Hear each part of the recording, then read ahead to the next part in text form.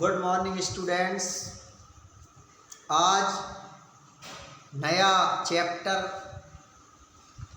नया टॉपिक विद्युत धारिता, इलेक्ट्रिक कैपेसिटी स्टार्ट करेंगे। ये जो चैप्टर 2 है दो भागों से मिलकर बना है। एक भाग विद्युत विभव, दूसरा भाग विद्युत धारिता। ये विभव और धारिता दोनों में बहुत गहरा संबंध है। यदि विभव किसी चालक का ज़्यादा होगा तो धारिता कम होगी, और यदि विभव कम होगा तो धारिता ज़्यादा होगी। ये अभी विभव से अभी सूत्र से पता चलेगा। अब जरा धारिता की बात करें। धारिता मतलब कैपेसिटी, कैपेसिटी मतलब क्षमता। कोई चालक अपने ऊपर जितना आवेश ग्रहण करता है, कोई चालक अपने ऊपर जितना आवेश ग्रहण करता है उसे उसकी धारिता कहते हैं। जैसे एक बाल्टी है तो उसमें पानी भरना है, तो बाल्टी हमको बाजार से खरीदते समय देखना पड़ेगी कि 5 लीटर कैपेसिटी की बाल्टी लाएं तो 5 लीटर पानी ही आएगा। यदि हम चाहें उसमें 6 लीटर आ जाए, 10 लीटर आ जाए तो नहीं आएगा। मतलब बाल्टी की क्षमता या धारिता कितनी है? 5 लीटर, और 10 लीटर की होगी तो 10 लीटर। ऐसे ही जो चालक होते हैं उनकी अपनी एक धारिता होती है, क्षमता होती है कि वो अपने ऊपर कितना आवेश ग्रहण करेंगे। यदि ज़्यादा बड़ा चालक है तो ज़्यादा आवेश ग्रहण करेगा, और छोटा है तो छोटा कम करेगा। तो जब हम किसी चालक को आवेश देते हैं तो उसका विभव बढ़ने लगता है। जब किसी चालक को आवेश दें, एक चालक है मान लो ए, इसको दें आवेश। आवेश जो है चालक पर, पृष्ठ पर, उसकी सतह पर समान रूप से वितरित हो जाता है और उसका विभव बढ़कर भी हो जाता है।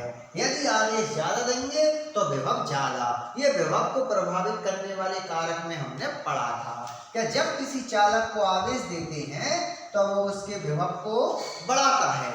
तो आवेश समानुपाती भी, क्यू समानुपाती भी। यदि समानुपात का चिन्ह हटाएं तो एक नियतांक आता है Q बराबर CV।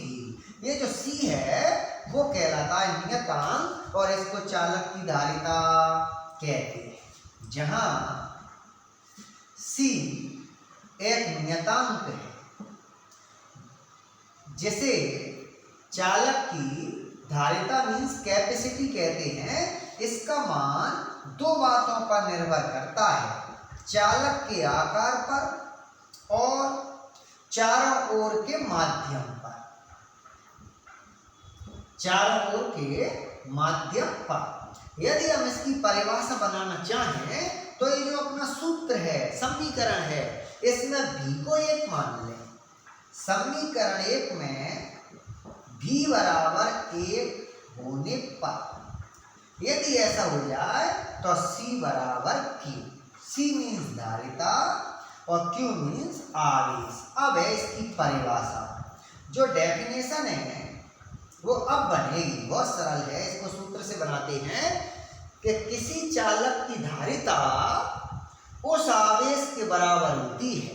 यह बहुत खास परिभाषा है, परीक्षा में आती है। इसके मात्रा विमीय सूत्र बहुत खास है। किसी चालक की धारिता उस आवेश के बराबर होती है जो उसके विभव में इकाई की वृद्धि कर दे।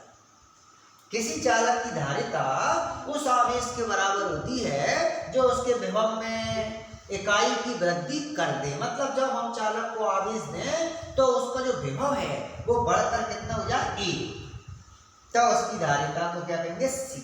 ये विद्युत धारिता की क्या कहलाती है? परिभाषा। अब इसके जो है मात्रा, जो विद्युत धारिता है उसके मात्रा पहले SI पद्धति में, ये बहुत खास मात्रक है। 2 बार बोर्ड एग्जाम में 2014 और 2018 में ऑब्जेक्टिव में आया था। तो इसका सूत्र है C बराबर Q/V। ये सूत्र है, इससे बनेगा मात्रक। तो Q आवेश का मात्रक होता है कूलम और विभव का मात्रक होता है वोल्ट। तो धारिता का मात्रक कहलाता है फैराड। मतलब कूलम बटे वोल्ट को क्या कहते हैं? फैराड। फैराड वैज्ञानिक का नाम है, उसके नाम से ये मात्रक यहाँ पे बना है। यदि हम फैराड की परिभाषा चाहें ये बहुत खास है। एसआई पद्धति में धारिता का मात्रक फैराड है, बार बार परीक्षा में आता है।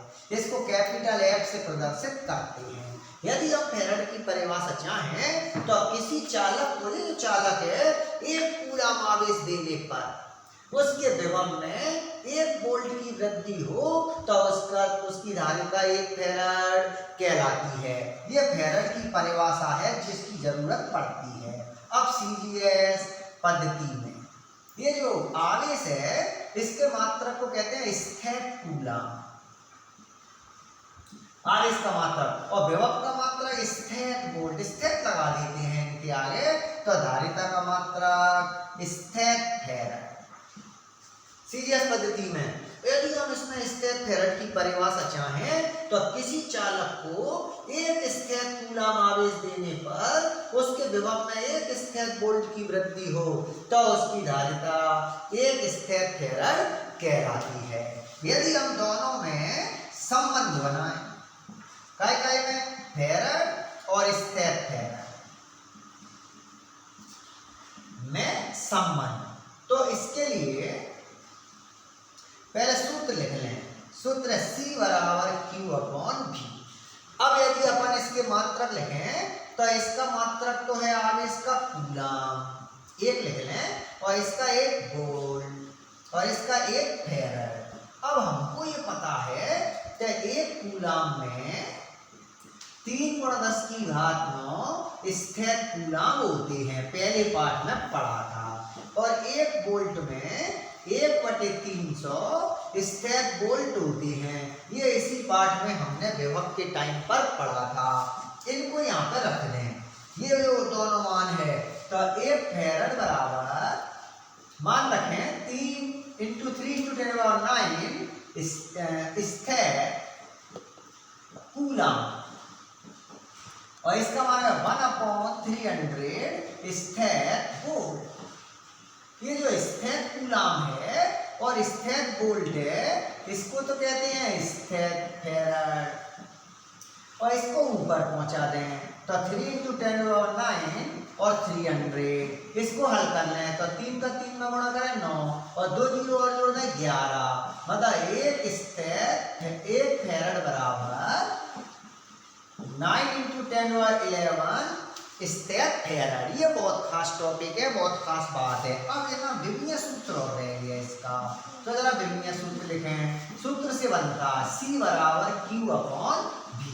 तो Q का होता है 80 और V का m/L⁻2 T⁻3 A⁻1। ये अपन ने याद किए थे विमीय सूत्र। क्या विद्युत क्षेत्र होता है तो 1/L, और जब विद्युत फ्लक्स होता है तो 3 घात, और विभव होता है तो 2 घात। इनको ऊपर पहुंचा दें तो C बराबर m ऊपर जाएगा तो -1 की घात, L ऊपर -2, और T एक पहले से ही जो ऊपर जाएगा 4, एक और ऊपर जाए पहले से ही 2 घात। ये धारिता का विमीय सूत्र कहलाता है, बहुत खास है, बार बार जरूरत पड़ती है। अब थोड़ी और जानकारी देखें कि जो धारिता है ये बड़ा मात्रक, धारिता का फैराड बड़ा मात्रक है। इसके और छोटे मात्रक भी होते हैं, धारिता के छोटे मात्रक। पहला होता है, पहला एक माइक्रो फैराड। माइक्रो को म्यू से प्रदर्शित करते हैं, इसका होता है 10⁻⁻6 फैराड। 1 माइक्रो फैराड बराबर 10⁻6 फैराड। एक और होता है 1 पिको फैराड। ये जो पिको है इसका एक और नाम होता है माइक्रो। 2 बार माइक्रो लिख लो, माइक्रो फैराड। तो इसको पिको को तो P से प्रदर्शित करते हैं, और माइक्रो 2 बार होते हैं तो फिर 2 बार म्यू बनाते हैं, और 10⁻12 फैराड। ये भी बोर्ड एग्जाम में आया है। इस तरह से ये विद्युत धारिता की पूरी परिभाषा है, और इसके जो मात्रक हैं और इसके ये जो है ना विमीय सूत्र और इसके छोटे मात्रक हैं। अब विद्युत धारिता की और जानकारी करेंगे। विद्युत धारिता की परिभाषा के बाद अब इसका भौतिक अर्थ जो है वो निकालें कि विद्युत धारिता का भौतिक अर्थ क्या है, फिजिक्स में इसकी क्या जरूरत है।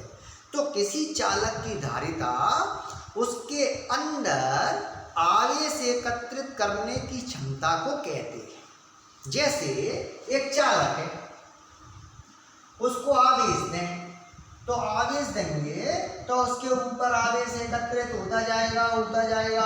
एक स्थिति ऐसी आएगी कि और आवेश दें तो अब निकलेगा, आवेश किधर निकलने लगेगा, बाहर। आवेश बाहर निकलने को कहते हैं विद्युत का विसर्जन, डिस्चार्ज होना। मतलब किसी चालक को जब आवेश उसकी क्षमता से ज्यादा दे दें तो आवेश बाहर निकलने लगता है। वायु में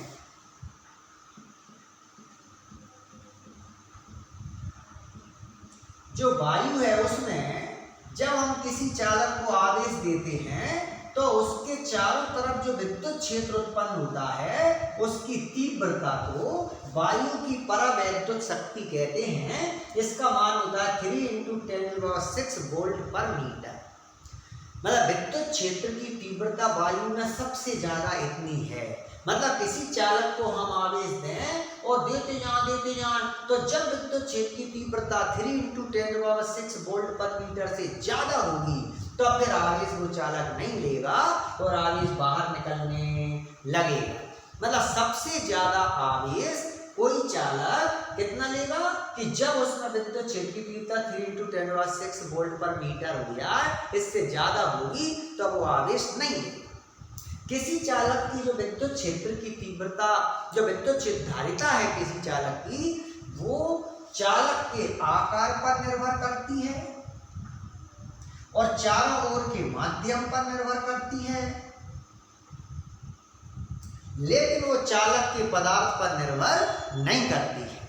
मतलब विद्युत धारिता का मान केवल आकार पर निर्भर करता है, चारों ओर के माध्यम पर करता है, लेकिन वो उसकी जो पदार्थ है उस पर नहीं करता। या तांबे का हो चालक या चांदी का हो चालक, किसी का भी हो, धारिता केवल जो है ना पदार्थ पर निर्भर नहीं करती है, आकार और माध्यम पर करती है। किसी चालक की विद्युत धारिता कौन कौन से कारकों पर निर्भर करती है, ये है बहुत खास प्रश्न। क्या चालक की विद्युत धारिता किस किस बात पर निर्भर करती है? हम बार बार बता रहे हैं आकार पर करती है, चारों ओर के माध्यम पर करती है, तो कौन कौन से ऐसे कारक हैं, ये एग्जाम में आता है। और यही प्रश्न हमने विभव में भी पढ़ा था। विभव जो है वो धारिता के उल्टा व्यवहार करता है। इसका फॉर्मूला C = Q/V।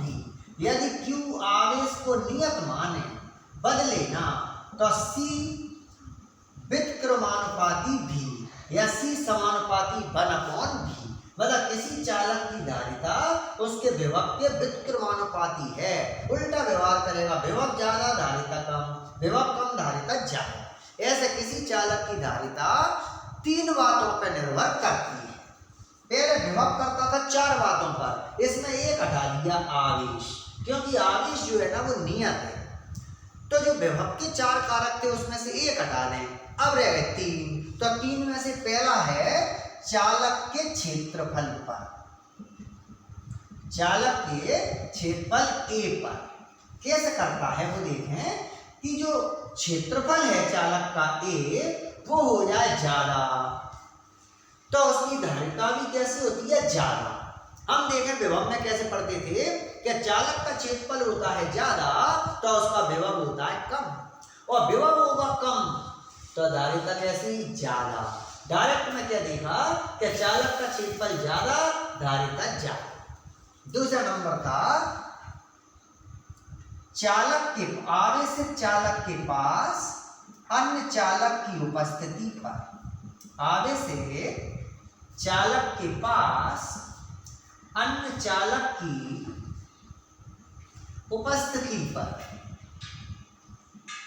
कैसे कि एक आवेशित चालक है, इसके पास में एक अनावेशित चालक लाएं, तो अनावेशित चालक के पास वाले तल पर ऋणावेश और दूर वाले तल पर धनावेश। यदि हम इसको पृथ्वी से जोड़ दें तो धनावेश कहाँ चला जाता है, पृथ्वी में। अब इस पर ऋणावेश, ऋणावेश इसके धन को क्या करता है, कम। धन को कम करेगा तो विभव हो जाएगा कम, विभव कम तो धारिता कैसी, ज्यादा। मतलब आवेशित चालक के पास एक अन्य चालक लाए तो उसकी धारिता बढ़ जाती है। ये बहुत खास उपकरण है। जो अगला टॉपिक बनेगा इसको कहते हैं संधारित्र। कंडेंसर पंखे में लगा रहता है, जो पंखे के अंदर एक गोल सेल सा होता है, पंखे में, कूलर में, पानी भरने की मोटर में, तो उसको क्या कहते हैं? कंडेंसर। ये धारिता का अपना नया टॉपिक बनेगा जिसको संधारित्र या कंडेंसर कहेंगे। अब तीसरा पॉइंट, चालक के चारों ओर के माध्यम पर, चारों ओर के माध्यम पर जो चालक है उसके चारों ओर यदि मान लो हवा है और हवा में धारिता C है, अब यदि हम इसके चारों ओर परावैद्युत पदार्थ रख दें तो परावैद्युत पदार्थ मोम, अभ्रक, मिट्टी का तेल, ग्लिसरीन रख दें तो रखने से इसका विभव कैसा हो जाएगा? कम। और विभव कम हो जाएगा तो धारिता ज्यादा। मतलब परावैद्युत पदार्थ रखने पर इसकी धारिता k गुनी बढ़ जाती है। के का एक मान है परावैद्युतांक। जैसे मोम के लिए 2 होता है, अभ्रक के लिए 6 होता है, पानी के लिए 80 या 81। मतलब यदि हम इसके चारों तरफ कोई भी परावैद्युत पदार्थ रख दें तो उसकी धारिता बढ़ जाती है। ये धारिता को प्रभावित करने वाले कारक थे जो है ना धारिता की परिभाषा, विमीय सूत्र, मात्रक, कारक खत्म हो गए हैं। अब नया टॉपिक शुरू करेंगे। धन्यवाद।